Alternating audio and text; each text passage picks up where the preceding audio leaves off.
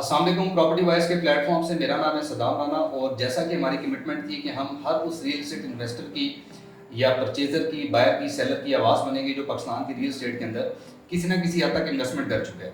तो हमारे पास इस प्लेटफॉर्म पे जो भी क्वेरीज आ रही हैं उनमें से एक ऐसा क्वेश्चन है, एक ऐसा सवाल है कि जिसके ऊपर बार बार बात होती है, जिसके ऊपर जब वो बार बार हमसे पूछा जाता है कि हम जो प्रॉपर्टी खरीद चुके हैं उसकी जो वैल्यू है वो क्यों नहीं बढ़ रही। तो हम कोशिश करेंगे, हमारे साथ स्टूडियो में मौजूद हैं आदित्य जमील भट्ट साहब भी, इनसे भी बात करेंगे, इनका भी मशवरा लेंगे और आपको गाइड करने की कोशिश करेंगे कि ऐसी कौन सी गलतियां हैं जो रियल एस्टेट को या प्रॉपर्टी को खरीदते हुए आप लोगों ने की हैं जिसकी वजह से आपके एसेट की, आपकी प्रॉपर्टी की वैल्यू नहीं बढ़ रही। जी आदित्य साहब, कैसे हैं आप? खैरियत से हैं? जी बहुत शुक्रिया सदाम साहब। ये क्वेश्चन मार्केट में आप हर दूसरा बंदा ये क्वेश्चन कर रहा होता है कि जी मेरा प्लॉट क्यों नहीं बढ़ रहा। तो इसकी जो मेन रीज़न है, इसके पीछे कोई भी प्लॉट आप बाय करते हैं तो सबसे पहले आपने बायर ने ये देखना है कि इस एरिया की जहाँ मैं प्लॉट खरीद रहा हूँ या फाइल खरीद रहा हूँ उसकी लोकेशन क्या है। लोकेशन मेजर पॉइंट है किसी भी प्लॉट की, किसी भी फाइल की प्राइस को इंक्रीज करने में लोकेशन मेन चीज़ है। और अक्सर लोग जितने भी हैं जो अच्छे रियल एस्टेट के मतलब काम करने वाले हैं उनके ज़ुबान से एक ही बात आपको मिलेगी, number 1 location, number 2 location, number 3 again location. तो मेजर चीज लोकेशन है। अच्छा, लोकेशन से मुझे बताएं कि लोकेशन से आपकी क्या मुराद है? लोकेशन को किस तरह से लोगों को जो है वो जज या वेरीफाई करना चाहिए? सदाम भाई, लोकेशन का मतलब ये है कि आप जहां आप प्लॉट खरीद रहे हैं वो एरिया आपका शहर से कितना दूर है। हम सोशल मीडिया पे एडवर्टीजमेंट देखते हैं, मैं ओवरसीज पाकिस्तानी हूँ, मैं इंग्लैंड में बैठा हूँ, मैंने एक एनिमेशन देखी, एक वीडियो देखी through ad through social media कि वो दिखा रहे हैं कि जी 0 किलोमीटर एयरपोर्ट और हॉस्पिटल इतना करीब और फलानी चीज़ इतनी करीब। हमने वहाँ से देखे, वो ले लिया। हमने इतना तरद्दद नहीं किया कि यार वहाँ जाके फिजिकली हम जाके देख लें। हम किसी जगह पे इन्वेस्ट कर रहे हैं 10 लाख, 20 लाख, 50 लाख, 1 करोड़ जहाँ लगा रहे हैं वहाँ जाके देखे तो सही फिजिकली कि वो एरिया कहाँ पे फॉल करता है। आया वो जंगलों में है, जंगल में जाके हम तो नहीं कोई प्लॉट खरीद रहे, या वो टाउन से कोई एरिया जहाँ सिटी के कितना दूर है। ये चीज़ें मैटर करती हैं, तब जाके प्लॉट की प्राइसेस बढ़ती हैं। मैं बार बार कहूंगा कि नंबर 1 लोकेशन है और नंबर लास्ट भी लोकेशन ही है। मेनली जो एक्सेस है प्रोजेक्ट की, मेरे ख्याल में वो मैटर करती है। जो आप कहना चाह रहे हैं कि उसकी एक्सेस कैसी है? ऑफ कोर्स बिल्कुल ये बात है कि आपको उसको कनेक्टिविटी क्या है। आप ये तो नहीं है कि लाइक मैं एग्जांपल देता हूँ कि यहाँ से आप मोटरवे पे चढ़ गए, मोटरवे से आप फिर किसी लिंक रोड पे चढ़ गए, लिंक रोड से फिर आप किसी कच्चे रोड पे चढ़ेंगे और तब जाके आपकी हाउसिंग सोसाइटी आएगी, तो वो तो अगले 50 साल रेट नहीं बढ़ता। ठीक है, तो ये तरद्दुद जो आपने अपना प्लॉट या चीज़ लेने की बात करने, अगर आप लेने से पहले कर लें ऑफ कोर्स ये तो सारे क्लाइंट्स के लिए एक मेरी तरफ से एक सजेशन है। जैसे आपने कहा ना कि कनेक्टिविटी की बात, उसकी एक्सेस की बात, और ये बेहतरीन चीज़ है, मतलब ये सबसे मेजर चीज़ है कोई भी प्लॉट लेने के लिए।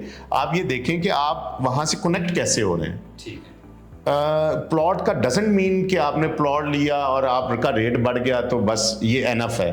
ठीक है। कोई भी किसी भी हाउसिंग स्कीम के अंदर आप प्लॉट लेते हैं तो ये आपकी लाइफ टाइम इन्वेस्टमेंट होती है। ठीक है। कुछ लोग बेच देते हैं, कुछ लोग अपना घर बनाने का प्लान करते हैं। तो आपने ये देखना है कि जहां मैं अपना घर बना रहा हूं, कल को मैंने अपने बच्चों को स्कूल भेजना है, मैंने हॉस्पिटल जाना है, मैंने वहां से किसी और जगह पर ट्रैवल करना है, तो मेरी कनेक्टिविटी है या नहीं है।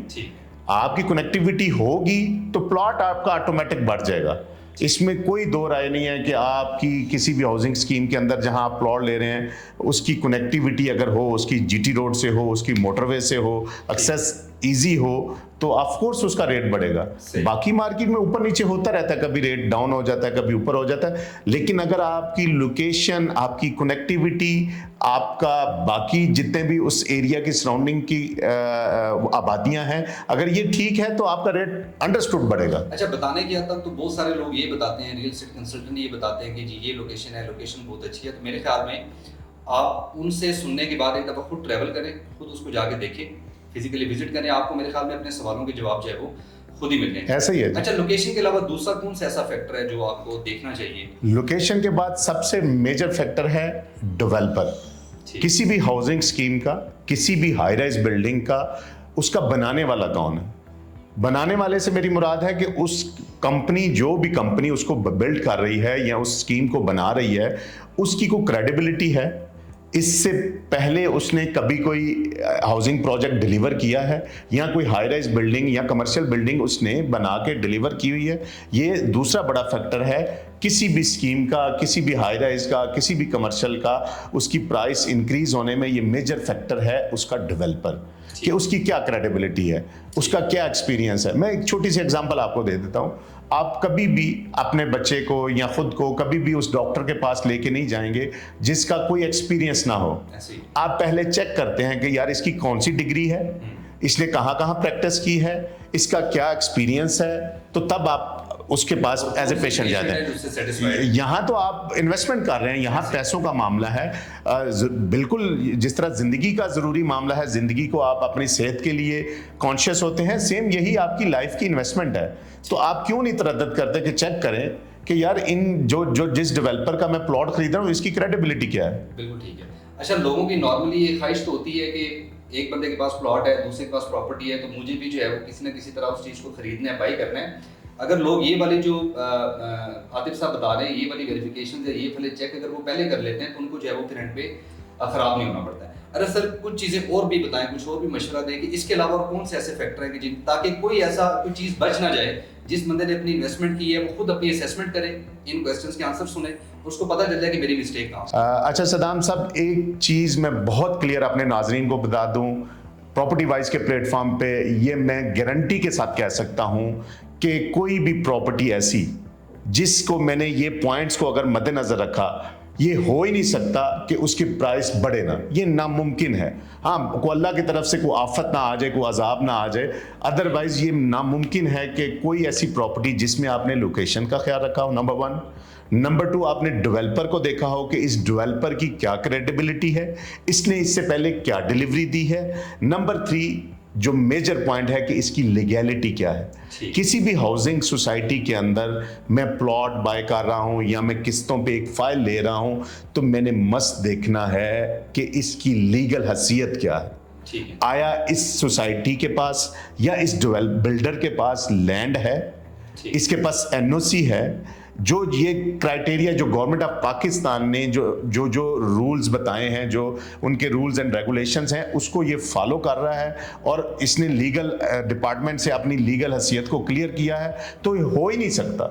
मैं अपने 20 साल प्रॉपर्टी के एक्सपीरियंस, रियल एस्टेट के एक्सपीरियंस से ये बात गारंटी से कह सकता हूँ। अगर आप ये इन 3 चीज़ों को फॉलो करें, फिर अगेन रिपीट कर रहा हूँ, लोकेशन, नंबर 2 डेवलपर की क्रेडिबिलिटी, नंबर 3 लीगल हैसियत उस सोसाइटी की, तो आपका प्लॉट, ये मैं आपके नाजरीन को जो क्वेश्चन बार बार आपको आ रहा था कि ये शर्तिया कहता हूं कि प्लॉट आपका कभी भी प्राइस नीचे नहीं आएगा। अच्छा, मेरा इधर एक क्वेश्चन ये है कि नॉर्मली देखा जाता है मार्केट में कि कोई भी प्रोजेक्ट जब लॉन्च किया जाता है तो उनसे स्टार्ट में जब कोई भी बंदा एनओसी की डिमांड करता है उनके सेल्स स्टाफ से, तो वो कहते हैं जी इन प्रोसेस है, कहा जाता है इन प्रोसेस। वो प्रोसेस जब वो 6 महीने, 1 साल, 2 साल कंप्लीट नहीं होता। आप क्या समझते हैं कि अगर कोई लीगली प्रोजेक्ट स्ट्रॉन्ग तरीके से मार्केट में लॉन्च होता है और उसको एनओसी लेना है, तो वो कितना टाइम पीरियड होता है कि जिसके अंदर अंदर उसको एनओसी मिल जाना चाहिए? अच्छा जी, जिस तरह आपने कहा सदाम साहब, ये क्वेश्चन बड़ा आपका ऑथेंटिक है। अक्सर हाउसिंग सोसाइटीज यही आपको आंसर करते हैं कि जी इन प्रोसेस है।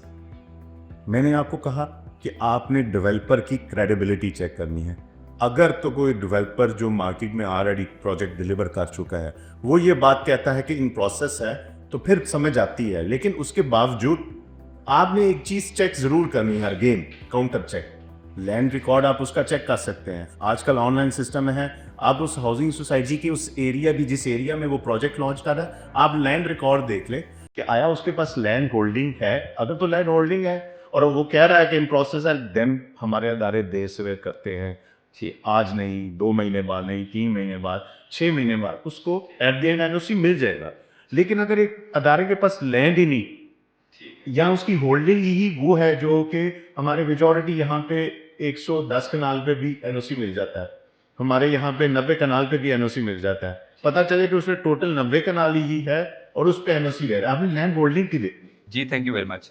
तो जैसा कि आप लोगों ने सुना कि पाकिस्तान या किसी भी जगह दुनिया में किसी भी रियल एस्टेट या प्रॉपर्टी में इन्वेस्ट करते वक्त जिन चीज़ों का आपने ख्याल रखना है वो मेनली यही 3 से 4 चीज़ें हैं। इसके अलावा इसमें कोई हिडन फार्मूला नहीं है, इसमें कोई हिडन जो है वो साइंस नहीं है कि आप लोगों ने अगर एक जगह पे बाइंग या परचेजिंग की है तो उसकी वजह से आपको लॉस हो गया या आपकी प्रॉपर्टी की वैल्यू जो है वो नहीं बढ़ रही है, उसके पीछे मेनली ये 3 से 4 रीजंस हैं। तो कभी भी सिर्फ सोशल मीडिया मार्केटिंग या सोशल मीडिया पे एड्स को देखते हुए आप लोगों ने डिसीजन नहीं करना। आपने अपनी गाड़ी, अपना बाइक खुद निकाल के, इस्लामाबाद की हद तक अगर मैं बात करूं तो 0 पॉइंट से आपने इसको स्टार्ट करना है। उस सोसाइटी को, उस प्रोजेक्ट को आपने फिजिकली विजिट करना है।